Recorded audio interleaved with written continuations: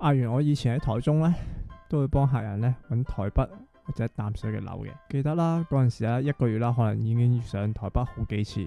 每次上嚟嘅時候啦，都要揾地方或者係同朋友借住一下。但係冇諗過咧，終有一日咧，阿元都會住翻淡水嘅。咁唔係搬屋啦，又唔係轉工。其實咧，依家我室友咧喺台北做嘢。咁如果唔想嚟嘅話咧，我諗真係屎忽開花都得啊。咁而竹圍呢個地方咧，咁雖然話佢係淡水啊，但係其實比較靠近呢個關島嘅。咁我感覺咧就好似係你拎住新北市嘅 passport。咁但係咧，淡水人咧就唔會覺得你係淡水人，關島嘅人咧都唔覺得你係台北市入邊嘅。咁但係竹圍呢個地方咧住落咧都可以話唔錯嘅。雖然啦，竹圍雖小，鋪頭咧嚟嚟去去咧都係嗰幾間，但係其實你想食咩咧都有嘅，同埋有壽喜燒、有雞肉飯、有生骨牛肉粥、有米線、魚生、拉麵、意大利嘢都有。雖然食乜都有，咁但係就真係嗰幾間咯。同埋咧，如果你想10點之後打後喺度買宵夜咧，咁我諗咧竹圍咧一定有一個好好嘅好處，就係可以幫你戒食宵夜啦。咁竹圍嘅樓咧，大部分都係舊樓，咁啊樓齡20年、30年咧都係好常見嘅。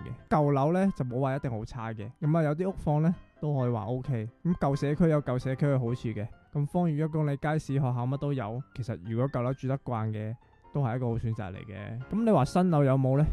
有嘅，不過少。價錢呢就係自信價，同埋呢佢啲大樓呢都會沿住呢一個省道2號呢咁啊開始起。咁好多呢都係靠河邊嘅，雖然翻屋企啦會塞車啦，但係翻到屋企可以睇河景，咁啊真係唔同啲嘅。咁另外啦，有啲朋友呢成日都問我，喂，阿元呢咪已經冇做啦？喂，冇做我死啦！咁我而家其實仲喺台中做地產嘅，只係換咗公司啫。